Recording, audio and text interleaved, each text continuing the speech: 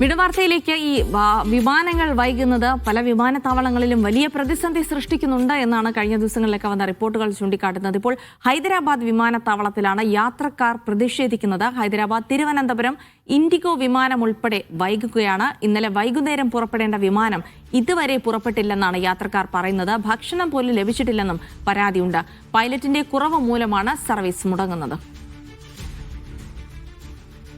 തൗഫീഖ് അസ്ലം വിവരങ്ങൾ നൽകും. തൗഫീഖ്, ഹൈദരാബാദിൽ യാത്രക്കാരുടെ പ്രതിഷേധമൊക്കെ തുടങ്ങിയിട്ടുണ്ട്. സ്വാഭാവികമായിട്ടും പലതരത്തിൽ വിമാനങ്ങൾ വൈകുമെന്നുള്ള വിവരങ്ങൾ ഉണ്ടായിരുന്നെങ്കിലും ഇതിപ്പോൾ പൈലറ്റുമാരുടെ കുറവ് മൂലമാണ് വിമാനം വൈകുന്നത്. അങ്ങനെയെങ്കിൽ യാത്രക്കാർക്ക് നേരത്തെ അതൊരു അറിയിപ്പ് നൽകാൻ പോലുമുള്ള ബാധ്യത വിമാന കമ്പനിക്ക് ഉണ്ടായിരുന്നു. അതുപോലും നൽകിയിട്ടില്ല എന്നുള്ളതാണോ?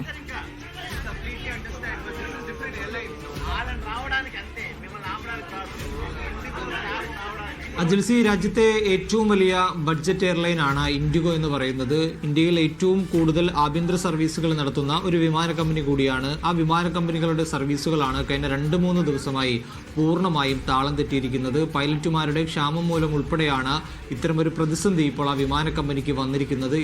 ഇതുമൂലം നിരവധി സർവീസുകളാണ് രാജ്യത്തിന്റെ വിവിധയിടങ്ങളിൽ മുടങ്ങിയിരിക്കുന്നത്.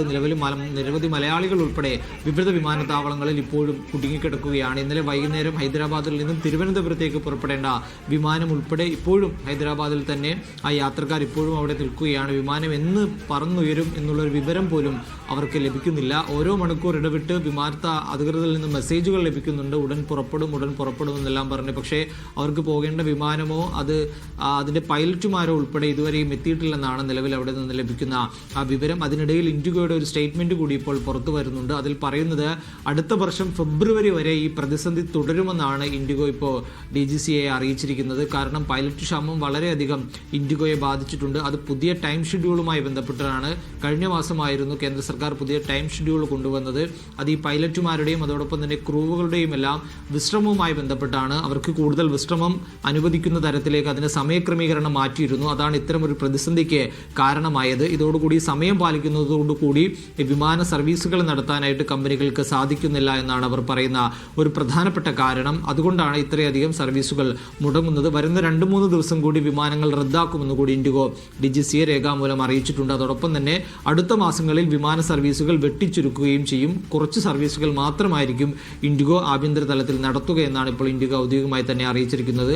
അടുത്ത വർഷം ഫെബ്രുവരി, അതായത് 2 മാസം കൂടി ഈ പ്രതിസന്ധി നിലനിൽക്കുമെന്ന് ഇൻഡിഗോ ഇപ്പോൾ അറിയിക്കുന്നുണ്ട്. അതിനുശേഷമായിരിക്കും അത് സാധാരണ നിലയിലേക്ക് മാറുകയുള്ളൂ. ഇപ്പോഴും ആളുകൾ വിവിധ വിമാനത്താവളങ്ങളിൽ കുടുങ്ങിക്കിടക്കുകയാണ്. കൊച്ചിയിൽ നിന്നും ഉൾപ്പെടെ പുറപ്പെടേണ്ട ഇൻഡിഗോ വിമാനത്തിന് ഈ സമാന പ്രതിസന്ധി ഉണ്ടാവുന്നുണ്ട്. ആഭ്യന്തര സർവീസുകളെ മാത്രമല്ല അന്താരാഷ്ട്ര സർവീസുകളെ കൂടി ഇപ്പോൾ ഈ പ്രതിസന്ധി ബാധിച്ചിരിക്കുകയാണ്. രാജ്യത്തെ പ്രധാന വിമാനത്താവളങ്ങളിലെല്ലാം, ഡൽഹി ഉൾപ്പെടെയുള്ള പ്രധാന വിമാനത്താവളങ്ങളിലെല്ലാം ഇപ്പോഴും യാത്രക്കാർ കുടുങ്ങിക്കിടക്കുകയാണ്. എന്ന് അവരുടെ വിമാനം പുറപ്പെടും, എപ്പോൾ പുറപ്പെടും എന്നതിനെക്കുറിച്ച് ഒരു ധാരണ പോലും അവർക്കില്ല. അതിനിടയിലാണ് അവർക്ക് ഭക്ഷണമോ അല്ലെങ്കിൽ പകരം താമസ സൗകര്യമോ ഒന്നും ഇൻഡിഗോ ഒരുക്കി നൽകുന്നില്ല എന്നുള്ളൊരു പരാതി കൂടി ഇപ്പോൾ ഉയർന്നിട്ടുണ്ട്. ഇക്കാര്യത്തിൽ ഇൻഡിഗോ ഇതുവരെയും പ്രതികരിച്ചിട്ടില്ല. സാധാരണ നിലയിൽ ഒരു ഫ്ലൈറ്റ് 2-3 മണിക്കൂർ വൈകുകയാണെങ്കിൽ ഇൻഡിഗോ അവർക്ക് ഭക്ഷണം നൽകുന്ന ഒരു പതിവുണ്ട്. ഇൻഡിഗോ മാത്രമല്ല, എല്ലാ എയർലൈനുകളും ഭക്ഷണം കൊടുക്കും. എയർപോർട്ടിൽ തന്നെ അവർക്ക് ഭക്ഷണ സൗകര്യം ഒരുക്കുന്നതാണ്. പക്ഷേ തങ്ങൾക്ക് ഭക്ഷണം പോലും കിട്ടിയില്ല എന്നാണ് ഹൈദരാബാദിലെ വിമാനത്താവളങ്ങളിൽ ഇപ്പോൾ കുടുങ്ങിക്കിടക്കുന്ന യാത്രക്കാർ പറയുന്നത്. അവരുടെ ഭാഗത്തുനിന്നുകൊണ്ട് വലിയ പ്രതിഷേധം ഇതിനോടകം തന്നെ ഉയർന്നിട്ടുണ്ട്.